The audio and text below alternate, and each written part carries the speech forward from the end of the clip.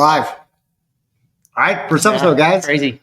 It's here. All right, so we will briefly do introductions. We'll try to keep it as brief as we possibly can. Then we'll get into the meat of the agenda. We got our first guest, Mike Wieger, joining us.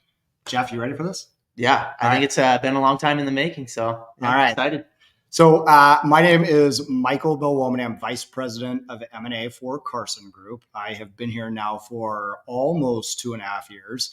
Been in the business for 20. This is all I've ever done. So I've been advisor facing my entire career. I spent over 17 years at one of the country's largest independent broker dealers. I did M&A, business development. I ran retention and some pricing initiatives, but I started as a consultant and a coach. I was brought here to lead external M&A, and we'll talk the differences and what we actually mean by that here in just a second, because we've got a guest that does the opposite of that. But I'm excited for this. So we'll get a little bit more into why we created this, what we plan this to be about, some of our other guests in just a moment. But Jeff, you want to introduce yourself? Yeah, absolutely. Jeff Harris, AVP, really just running alongside Michael here, but been in the financial service industry for about 10 years. First 3 started out at a local bank, trying to support 2 wealth advisors, become an advisor myself. Opportunity opened up here at Carson, been here 7 years next week. So kind of crazy my time here at Carson. Really love M&A. I think I have a unique background as my family's entrepreneurs themselves. So really just trying to help them navigate their own passion and find succession planning, seeing the emotional toll it's taken on them. And that's kind of what helped led me into M&A is helping. We get to do, the beauty of what we get to do on a day-to-day basis is speaking with advisors and helping them meet their goals and objectives. And how can we do that in any other better way than M&A, right? That's right. So it's just been fantastic. And first thing is finding that cultural alignment, and just help them solve their succession plan for not only their clients, which is most importantly, that's why they got in the business in the first place, right? But second, their staff.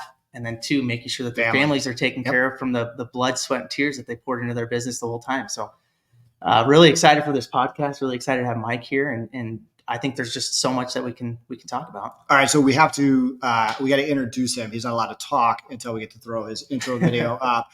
Real quick, before we do that though, our goal for this is to keep it under an hour. I love podcasts and webcasts. I know when I load one and it's like an hour and a half, I freak out a little bit. Goal is 45 minutes to an hour. Today, we might cheat a little bit long, just depending on what we get through, because today is more of a macro overview. So you and Mike are talkers, so it might be a little bit longer. Well, that's exactly why we chose him. So let's go ahead and do the intro video for Mike, and then we'll let him introduce himself and get in.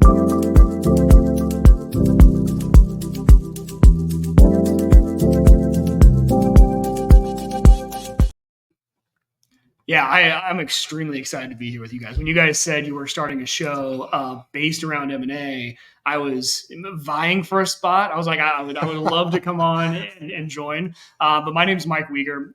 My path is actually not from this industry. So where you guys are seasoned vets in the industry, I'm actually an attorney by trade. And before coming to Carson and joining Carson's legal team, I was actually in the Big 4 accounting world. So seeing, a lot of the companies around the world, seeing how they operate, seeing how they run. I was on the consulting side in the accounting industry. And then when I came and joined Carson, similar to Jeff, I think you're a few months ahead of me, but I'm getting close to about 7 years here. Originally joined the Carson legal team. Loved my time on the legal team. But really what I love doing, and Jeff, this kind of aligns with what you said, is I love working with our advisors. I love helping them, solve challenges, right? Come up with creative solutions.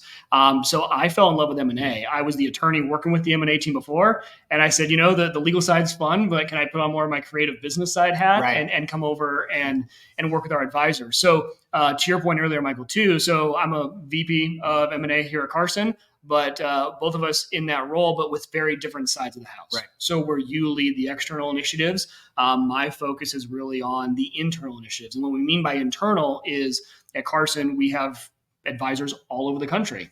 And what we found is those advisors want to do M&A activity as well. So M&A is not just constrained to the corporations like Carson doing purchases, but it's also at the level of all of our advisors and what they're doing, right? So my role here is working with those advisors really on a consulting basis, helping them think through deals, find opportunities, valuation, the nerdy math side of it, right? Getting deep into Excel spreadsheets, Yeah. and working with them on all sorts of things. And what I love about M&A here at Carson is it's really even broader than just deals. It involves a lot of things. So think about an advisor who has that next generation of advisors in their office, and they want to start thinking about getting them equity, right? Well, what does that mean? How do I do that? Corporate governance for these individuals. A lot of advisors end up running a very large company in a short period of time. They don't really realize it. And so there's a lot that comes with running a large organization, running a large practice.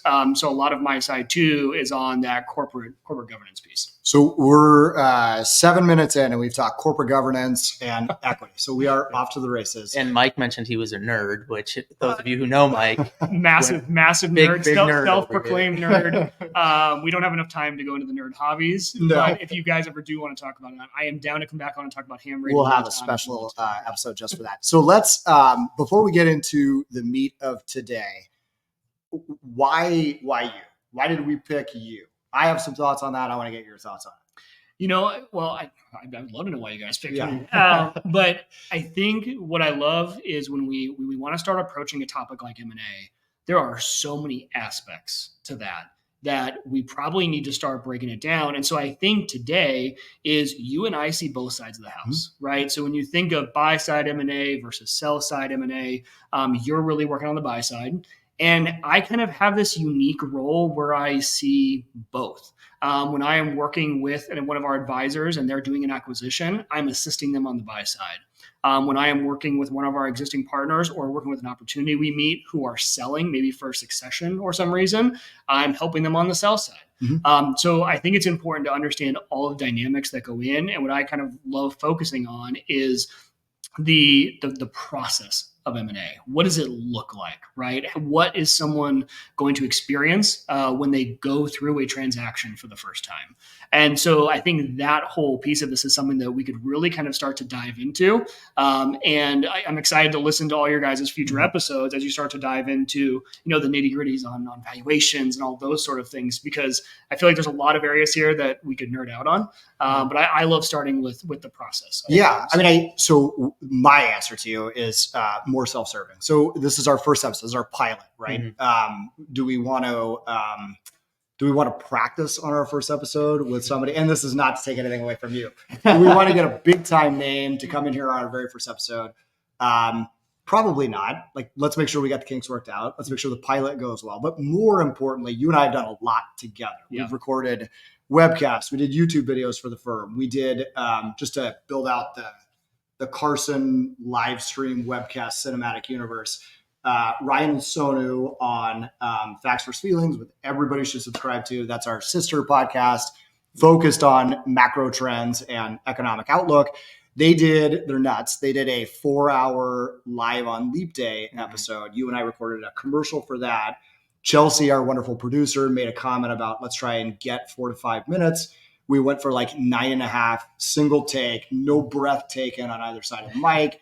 So it was like, all right, we need to create some content, fill content. You're a natural choice for that. So point being, Jeff, you got to just cut us off and get in. Exactly right. Yeah. Well, I was gonna say the other unique thing, Mike, that you mentioned is you see it from the buy side and the sell side, but sometimes you're wearing both hats at the same time. Very much. When we have partners who are acquiring other partners here at Carson, Mike, you're dancing both lines right there. So that's also a unique aspect of your role. Like the realtor that's representing both the buyer and the seller.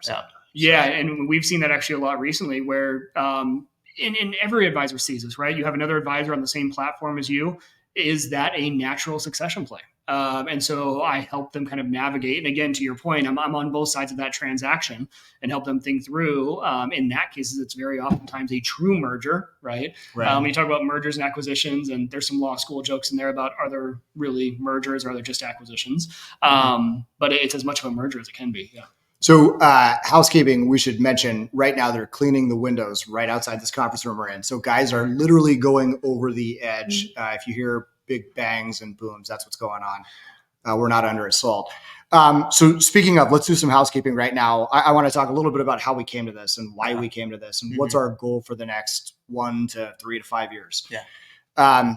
First and foremost, about a year ago, Greg Johnson and I were on a podcast, Framework, another Carson podcast, talking about M&A.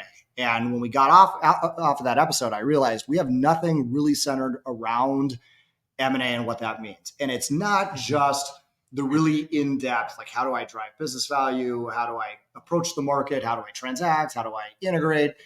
It's more basic. So we get questions all the time from advisors saying, where do I start? Or what do you even mean when you say M&A? And I think that's our goal for this first episode, is just to have a conversation around what does this market look like and what do we mean when we say M&A? And our goal long-term is to break this thing apart as much as we possibly can. So we are going to talk about what are the things you need to do prior to going to market. What are the things you need to do to drive value so that you are your most valuable when you do approach the market, if you are a seller. Likewise, if you're a buyer, what are the things that you need to do to prepare yourself to actually integrate a new advisor's book of business into your own? And then extend that out. So how do you approach the market? Do you hire a banker? Do you hire a matchmaker? Do you go direct to an aggregator or a large firm? Do you approach another advisor, an individual advisor, somebody that's more local that can buy the book of business and keep staff intact? So we want to take this all the way through. I was at a Barron's conference 2 weeks ago, and I had an advisor that runs a very successful $1 billion plus RIA ask me for just help with acronyms. So we were joking before we started. Maybe we just do an entire episode where we talk about what is CAGR, what is EBITDA, whatever it might be. Because there are people out there that need to ask that question that have not asked the question. We have a lot of guests that we're thinking about having on. So our next one is already planned out. But we won't always have a guest, but a lot of times I think we're going to try to, just so we can bring some outside perspective. And even you, I would consider outside perspective, because you come at this from a completely different angle than Jeff and I do. Yeah, I would just say I love the educational aspect to what we're trying to create here, because speaking with advisors on a daily basis, some of them seek representation, so they have that sense of guidance as they go throughout the process, but a lot of them try and do it on themselves, but oftentimes don't even know where to start. So I think just creating something like this live stream helps educate them on, okay, what's next? What should I be looking at? How can I tee up my business to be ready to sell? And I think those are important aspects. The other thing I was going to say is we named this Know Your Worth. Michael, why we gotta get in. I got a note on this. So special shout out to our colleague, Tyler Roach. He named this. We struggled with this. I think we struggled with the name more than anything else. We knew the content, we knew what we wanted to do, but what do we call this thing? We actually went to ChatGPT. So I created an account for this purpose. And I know I'm going to sound like an absolute Luddite, like I'm not anti-technology in any way, but we put the sort of general thesis behind the podcast or the live stream into ChatGPT, and it was terrible. We got like 12 mediocre results. I think the best one we saw was like acquiring knowledge, right? And it was no. So I just walked around our floor. It's like, give me ideas. I texted Mike like the Friday before. We had a deadline. And Tyler came up with Know Your Worth. And I loved it immediately because I think it speaks to both sides of the equation. If you are a seller and you're approaching the market, you intrinsically have to know what your business is worth. And I will challenge you a little bit, because you had mentioned you build these large businesses. They are, compared to other financial advisory businesses, but they are small businesses in the M&A marketplace outside of RIAs and wealth management. Yeah. I mean, these are in many times family businesses, sometimes second or third generation, but you're typically talking anywhere from 4 to 15 employees or stakeholders. They're not massive. This isn't a giant firm, but you got to know what you're worth. And I think if you have an intrinsic idea of what that is before you go to market, you're going to be at a much better spot to negotiate and maybe even interview the right firms. Yeah, and I think even too, understanding what you're worth, but understanding the process of how a acquirer is going to value you, right? Because if you have a reasonable expectation of what that is, it's one thing to say, oh yeah, I know it's a multiple of EBITDA or it's a multiple of revenue. But knowing what key metrics a buyer looks at to determine that multiple, and things you can be doing now if you know maybe you're a few years out from a transaction to prepare better for that. I think that's the important piece, right? Yeah. Even if you're utilizing someone like a banker, they're there to represent you, but you need to understand the basics of how all that works. That it's a great point. So our good friend Laura Delaney at Fidelity puts together unbelievable research. We want to have her on as soon as possible. She actually had that was a plug for Laura. Yeah, if you're listening here, I'll probably get an email from that one.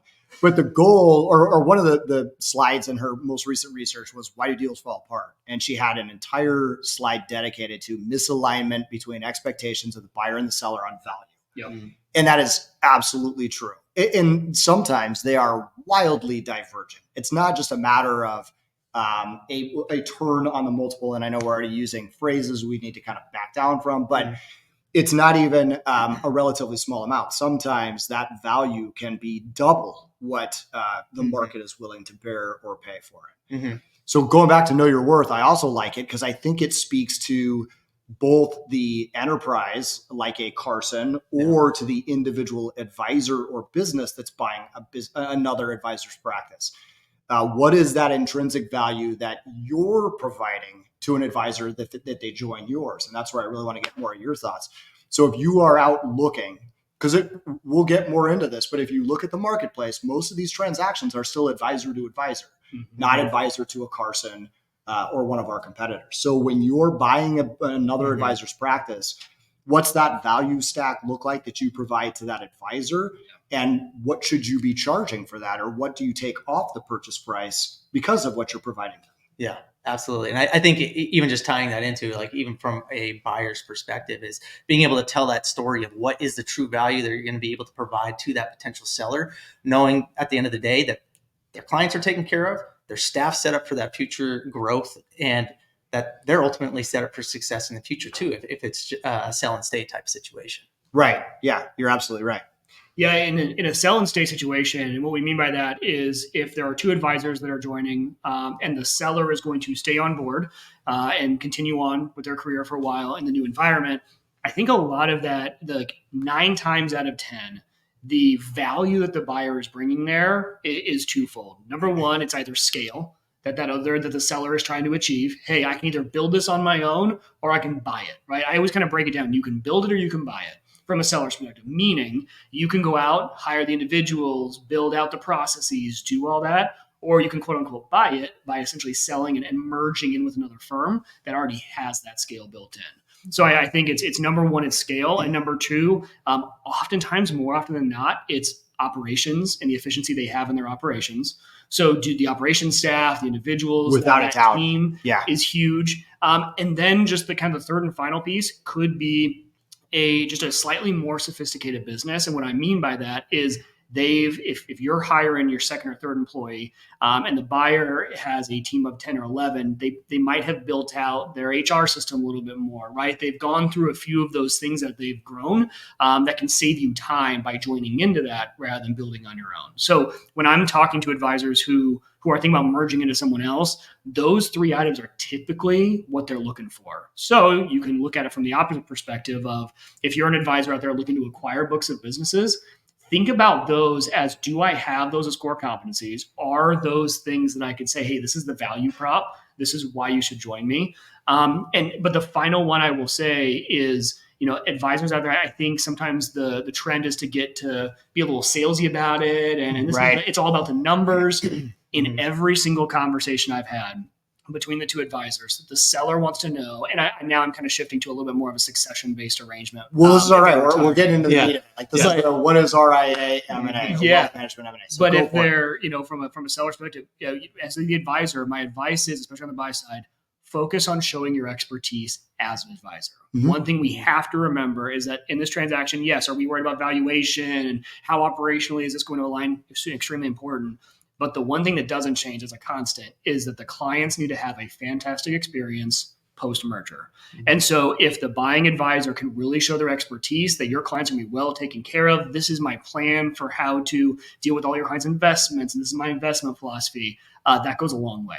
So, and sometimes I think it takes a little bit of a backseat in an M&A transaction, just because you're so hyper-focused on the legal docs and the valuation that sometimes, let's sit here and actually map out these clients and talk about how it's going to work. Yeah. I mean, going back to these being relatively small businesses, most of the time, in my opinion, the firm that wins the deal, whether it's $1 billion RIA or a relatively smaller individual advisor that's selling their book of business, the firm that's going to win that deal is the one that can speak to the emotional side of the business. Yes. Which more often than not is those clients or the family or the staff. It's not the advisor's financial well-being. Most of the time, these advisors have run profitable, successful businesses for most of their career. They're not in it necessarily for the paycheck. They want to be well compensated for what they've built with every reason.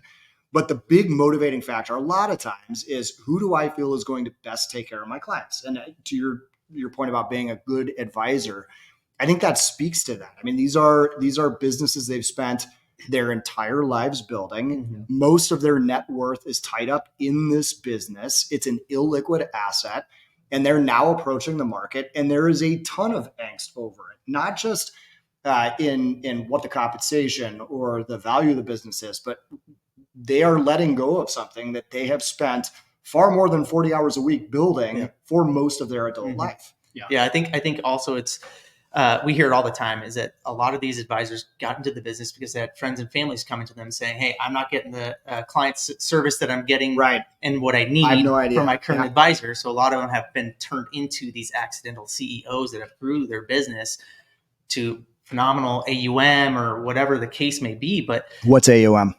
Assets under management. There we go. Good. Thanks for catching me. But yeah, they've grown their businesses substantially over time, just to provide that right client service mentality to their clients and their friends. But now they've reached that point where, timing's everything, right? When is the right time to sell? That's a phenomenal question for anybody looking to sell or contemplating succession planning. And when you look at that, what's next? How can they be guided every step of the way to figure out what's that right solution for them? Yeah. Okay, so we're already off and running now into the meat of today, which is just high level. What is M&A? So who wants to go first? I'm going to take RIA. We are talking about wealth management in general. What do we mean when we say the words M&A? Let's have our guest speaker, Mike, here take a stab at this one. Well, for me, M&A is a solution to a challenge someone's trying to solve. Right? It can be a solution to something. And so when I think of M&A, I think of there are always going to be two sides of a transaction, and it is the coming together of two businesses, essentially at its basics, right? You have two businesses that were separate before, and now they're going to be together after. You can break that down to a lot of different avenues of, is this a succession deal where it's selling and the advisor is going to be retiring, they're sell and stay, and what type of transaction it is. But in the end, if you just summarize it down into if you're on the sell side, you're trying to solve for some challenge. It can be operational efficiency, scale. It can be succession. I'm retiring. I need to get out. And from a buyer's perspective, it could be an acqui-hire play. I really need a strong, person in this area, and this acquisition brings me that person. Or it can be, I need to add inorganic growth as a lever to my growth. I have strong organic, and now I want to start doing this. Right. So there's challenges that they're doing there, and that. Is that a cop-out answer by going that no, high level to M&A? No, you're right. I think I hate people being reductive. I'm going to be reductive. I think there are two primary motivations for people that are looking to sell. Generally speaking, maybe 85% plus of the market. It's true succession or continuity. So I have reached a phase in my career where I need to monetize on my investment. I need to move this business that I've built to somebody else so that I can enjoy retirement or whatever the next phase of my career is. And maybe I want to continue to be a financial advisor, but I want to do this at a substantially slower pace. That's one reason. That's I think the more common reason in years past. And when most of the M&A market was sort of getting going, it was just that advisor buying another advisor because of a continuity play. And then there's the newer version of that, which when you talk about operational efficiencies or inorganic growth, that's what we usually refer to as sort of the capacity wall. It's usually somebody looking for growth and they can't do it on their own. So everybody's got sort of favorite acquisitions. One of my favorite acquisitions was a firm in Kansas City. We're going to have a guest on next month where they specifically said, we're at X level of success. We're running hard. we want to get to Y. Mm-hmm. And the firm that can best show us how to get there in a meaningful way, not just growth for growth's sake, but that can take all the things off our plates we hate doing and let us do this. That's the firm that we're going to go to. Mm-hmm. And those are the ones personally I get super jazzed about. Yeah. I love having a conversation with somebody that says, I am tapped out. I'm not done. I've got 15 years left in this business, but for me to get there, I need somebody else's help. Mm-hmm. What can you do for me? Yeah, I'm gonna add two more to that. I think, you know, from a seller's perspective is how can they join a bigger organization that offers more services that are going to be able to provide to their new existing or their existing clients. Right. So that's one that's huge. And we see that time and time again after talking to advisors is they just want additional support. They just want additional services that they can pass on to their clients. The second one I'd say from a buyer's perspective is talent. I think in our industry, it's hard to find talent. So one way to do that is through mergers and acquisitions. Yeah. Which is, we're going to get into it in another one, but why that second generation talent? And it doesn't have to be a kid. I mean, this is just somebody younger than you that's got a longer runway than you. If they've got somebody like that in place, he or she makes your practice not infinitely, I can't say that, much more valuable than if you don't, because you now have a longer runway. You have somebody that can plug a gap, hopefully for the acquirer, and continue to serve those clients into the next generation. So your question, I'm sorry, I know you're going to say something. When I asked on what is RI or what is M&A, I'm going to clarify a little bit more too. It involves a transaction of some sort. Yes. Because historically, there's just recruiting. So I run a large branch office or I run a highly successful firm. I'm going to go to either other independent broker dealers or the wirehouses or RIAs. I'm going to bring in new advisors, but they are 1099. They own their own books of business. They continue to operate as an independent business owner, but I'm usually charging an override or a quote unquote haircut on that book of business for the value I provide. That's just recruiting. I've done that. That's where most of business development in this space kind of came from. We're talking about actually transacting. There's a change of ownership in some aspects. You took the words right out of my mouth. Gotcha. Change of ownership. Yep. There is a change of ownership. The book is change of ownership. The entity is now under new ownership. Right. There's something there. And I think what's important to keep in mind too about M&A is when you're having conversations, whether you're on buy or sell side, in an M&A transaction, 1 + 1 needs to equal 3, Always. not 2. Yep. And I think sometimes as you get deeper and deeper into conversations, what you're trying to solve for is what is the variable that makes that a 3, not a 2. Yeah. And sometimes you get down the road and you're like, is there? Like, are we just doing this transaction to do a transaction? And there's really no X factor here that's going to provide a benefit to both of us. And I think sometimes for individuals who aren't in a lot of M&A transactions, you don't realize that sometimes ends up being the case. And I always say sometimes the best deal you do is the deal you don't do. I love right? that. Yeah. And that's, you have to be kind of comfortable with that. And knowing that in these conversations that you always try to figure out what is that X factor? What's making it equal 3, not 2. And I think the two sentiments you are trying to drive in conversations with these is excitement and trust. The trust side goes back to what we talked about, where I trust as the seller that in this new environment, my clients are going to be well taken care of. I'm going to get more scale. I need to trust you. I need to trust you. That's so good. I mean, I opened up with saying, finding that cultural alignment for the advisors. I mean, you can make the numbers work every day of the week. Yeah. Right. Well, yeah, I think if culture's right, numbers always work. Always work. Exactly. Yeah. And even if culture doesn't align, it might have a high price tag and look good. But at the end of the day, is that the deal that you want to do? That's not a cultural alignment. Yeah. I had the opportunity to speak at DeVoe's M&A Succession Summit last year, and I was on a panel, and I made that comment. I mean, there are a lot of reasons to do a deal. And your point about 1 + 1 = 3, that has to be true for both the buyer and the seller. If you're the buyer of that firm, how is this going to add value to what you're building as a larger enterprise? Right. But I think culture, if there are red flags, generally speaking, and maybe I'm jaded, you don't get past those red flags. If somebody is not a good cultural fit, if your gut is telling you not to do the deal, I would almost always advocate walking away from it. Right. But disagree, please. Well, the only thing I will challenge you guys on is I don't think the numbers always work. I think it depends on the context. And I think in the world where you're dealing with a larger transaction and you're dealing with Carson more and more, the numbers are more likely to work. But where we're at with the interest rate environments and some of those things right now, that's a good point. When I'm working with a lot of our partner firms who are running very successful businesses, the M&A market and where multiples are at today is still high.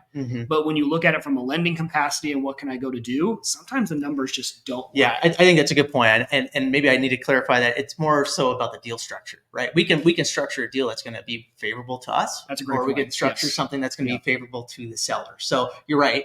But it depends on how you look at it, right? From a structure perspective or from a valuation. Well, from a seller perspective, you can name your price or you can name your terms, but you can't name both. Yeah, right. Exactly. So to that point, if you give me the flexibility, if seller says, this is my number, and I say, okay, great, to hit that number, can I work with the terms in this way? Right. Maybe you guys are right then. Maybe the numbers can work. But I just want to make sure that, advisors out there listening to this, if you're out there looking at $75 million, $100 million books, $150 million books to acquire, the numbers can get challenging. But that's where it's important to have a team, I think, like us. That can guide right? you. Yep. My whole role here and my team with existing is to be the voice of helping with the structure, run the numbers to make sure.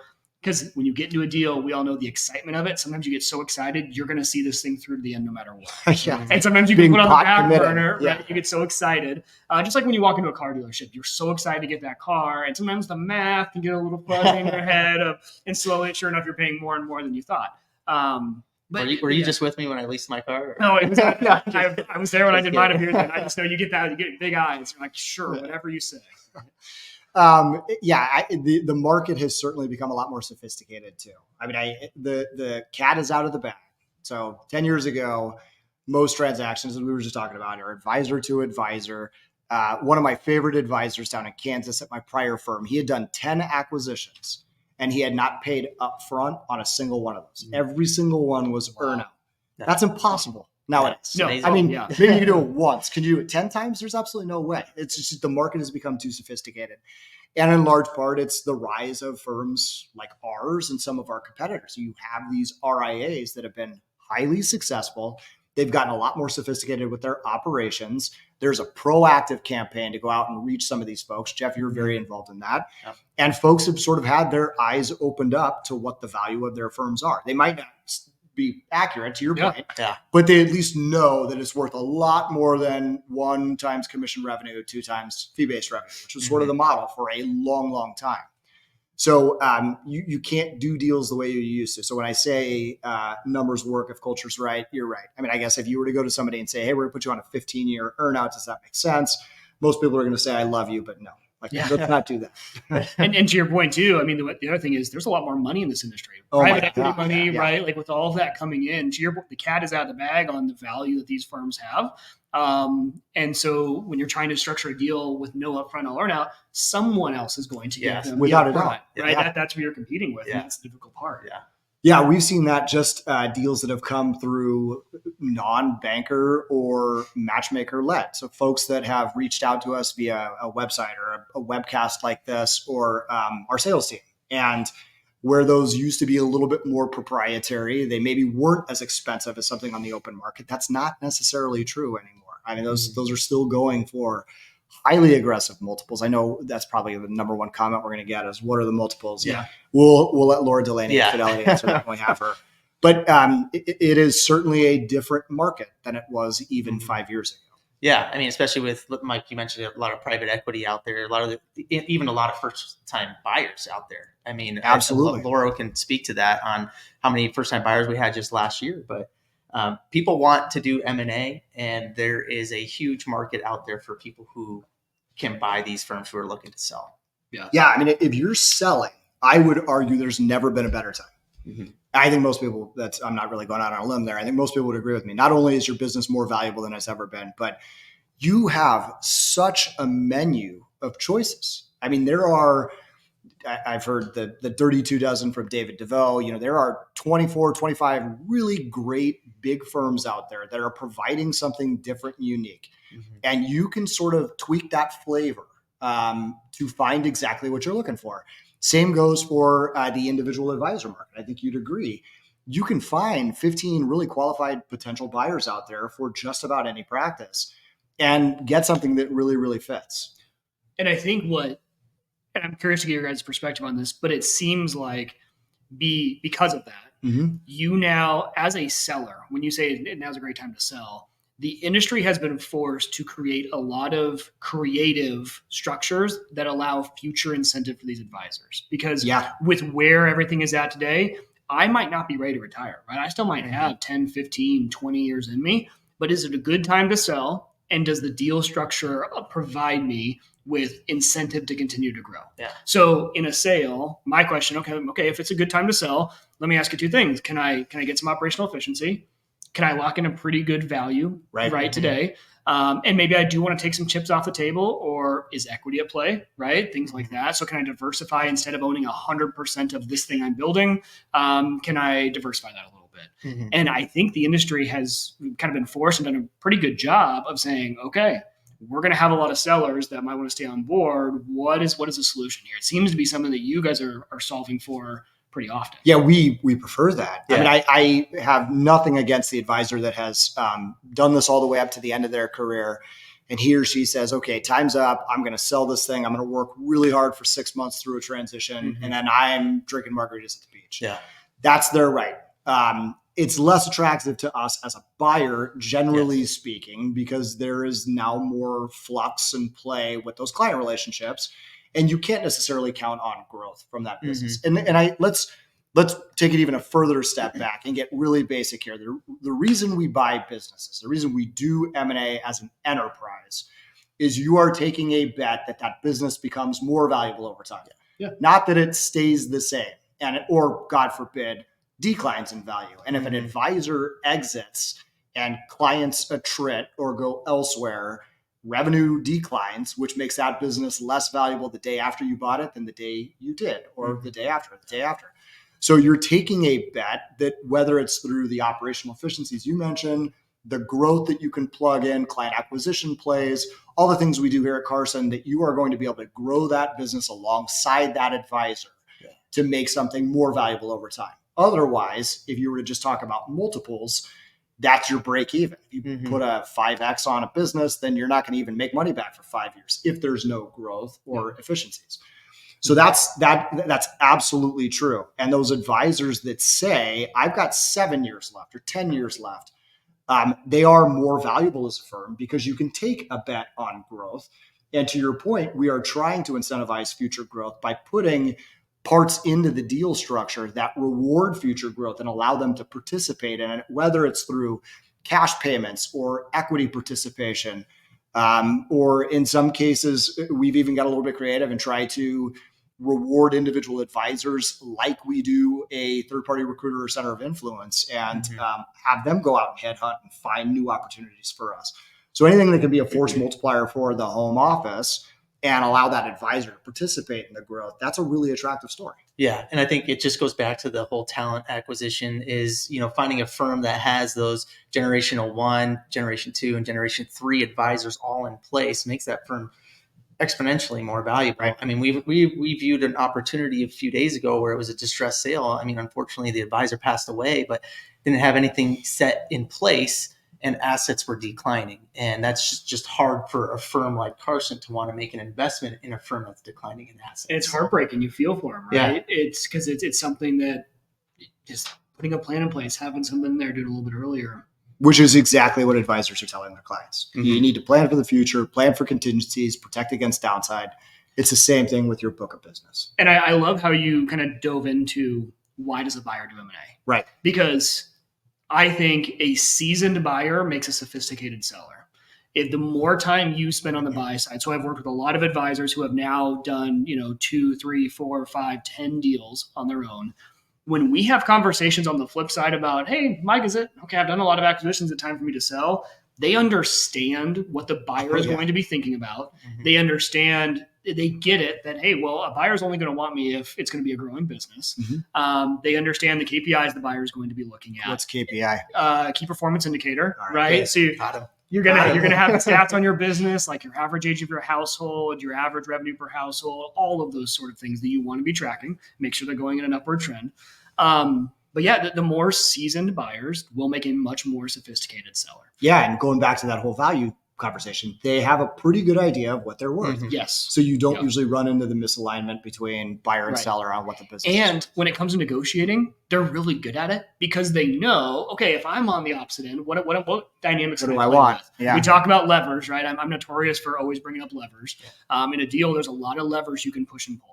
Upfront retention, overall multiple, growth component, compensation, incentive. There's a lot of things you can push and pull. And someone who has been on the buy side a lot, when they go to sell, they can be like, hey, I understand you are where you are with the multiple. What if we adjust this lever? Yeah. And they know how to kind of phrase it in a way. So I do think even if you're just going through the process of being on the buy side a little bit or looking at opportunities, when it comes time for you to sell, when it comes time for you to have a conversation with Michael, right, about potentially selling to Carson, you'll have a much easier time in that conversation. Yeah, I totally agree. It makes for a more seasoned seller. I think that's spot on. Okay, so we have a limited amount of time left. We're already closing in on where we want it to be, shockingly, right? This is why we had you on here for this first one. All right, so first and foremost, let me say we're having you back. We got to dig into advisors acquiring. Yeah, you absolutely passed the test. Flying colors. What's it look like when an advisor acquires another advisor? Because I think that is that's a key component that we don't see a lot of people talking about. Most of this is focused on what we're doing, the more enterprise buying individual advisors and books of business.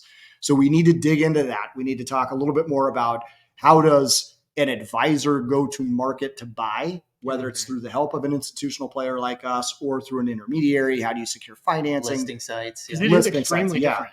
I mean, it is a different world for that $200 million advisor to be the acquirer as compared to Carson. Right. Yeah. So we're going to get into that. So we appreciate you being on today. So future episodes, Mike, who's done some podcasting on his own, you want to tell everybody a little bit about what your podcasts are typically about? Oh man, the history of my podcast is wild. No, I'm your third, right? Yeah, third or fourth. Yeah, for a long time. Another individual and I did one on home servers. That podcast actually still running. I just had to step away as a co-host because when you as your kids get older, the time commitment gets a little higher. And my wife and I did one on parenting and the kind of the comedic side of parenting, and then obviously technology. Jeff said it, I'm a nerd. So, so this is typically based around technology. This is our first one. Realistically, let's get 50 people on this first one. We're going to grow this thing as we go. We'll build an audience. How many did you have on the home technology podcast you did? About 15,000 average listeners per week. Yeah. That's like mind blowing for me. Yeah. All right. So we're going to have you back, but future topics. We want to next month, we are going to have an advisor that sold their practice to Carson. He is in his 40s. This is now the fastest growing branch at Carson. And he is doing this all organically. So rather than going out and finding new practices to sell and wrap in, he is just attracting new clients. And I want him to tell from his side, why Carson? What did the process look like? Because it's substantially different. And how is he growing? Because he gets that question quite a bit. Yeah. So how are you being as successful as you are with Carson? We're going to do that live downtown in Omaha during our partner summit. Yeah. So we are going to have a big crowd there. We're going to be off to the side. I'm excited for that one. Yeah. And then the world is our oyster, right? Yeah. I mean, I some of the other ideas I have is people who are looking to do M&A themselves. How do you get financing? Yeah. Who do you go to? So maybe having some of those folks on here to talk about, what the financing structures are. Internal succession. Some people may not want to explore external succession with a buyer like a Carson or some of those other players out there. So how can they structure something where their internal generation 2 or generation 3 advisors can step up and buy out the G1s? And what are the pitfalls associated with potentially selling internal versus going to the open market? Yeah. And then it is very different. Exactly. And then, just market outlook. What's the market doing right now? With CI Financial and Focus stepping back, no longer public, going back private. What does that mean for our industry? Who's next to actually go public? And maybe just hearing from some of our industry thought leaders on that. Oh my gosh, I can't wait to submit that one to compliance. We'll prognosticate on which companies might be going public or not. And like I said, if we're looking at this like a TV show, right? Our season-long arc is what's this entire process? How do you start? and how do you end? So we'll end with like the closing party or dinner, and you're a fully functional Carson Wealth office, whatever it might be. But in between, I don't date myself here, but going back to like X-Files, you have the season-long arc, and then you got the Monster of the Week episodes. We're going to do Monster of the Week, and we will tackle individual subjects as they come up. Sometimes that'll be market-driven. Hey, X happened. Let's talk about it. Sometimes it's just because we get a great guest and we want them on, and it makes sense to fit them in wherever it can. Yeah. But I will say we've got a plan, but that plan can change. Everybody's got a plan until you get punched in the mouth. So if you have suggestions or ideas, drop us a line. Let us know. We are happy to dive into any of this. I think we could probably do this weekly. We're not going to, but we could if we needed to, because we got a lot of stuff just to chat through on this. Yeah. All right. Any closing thoughts from you gentlemen? No, I'm just excited. I think just trying to put my feet in someone else's shoes who is looking to sell. Like, I think this is a great way to learn what the process looks like, and hearing industry experts like Mike come on and just hear his perspective and how to help guide them. I'm just excited, especially just having different speakers on here who have sold their business before, like speaking with Trey next week. I think that's going to be very insightful. Next month. Yeah, I gotcha. Yeah. But I hopefully we're learning right alongside, right? Yeah. I mean, there's going to be some of these where we have somebody on that maybe challenges our way of thinking, or we can challenge their way of thinking, or when it comes to that macro side, we're going to learn something entirely new. So thank you, Mike, for joining us. Happy we will be having you back. I promise you that. Thank you for joining us today for our first podcast. Thank you to Chelsea Balfour, our producer, and we will see you guys in May.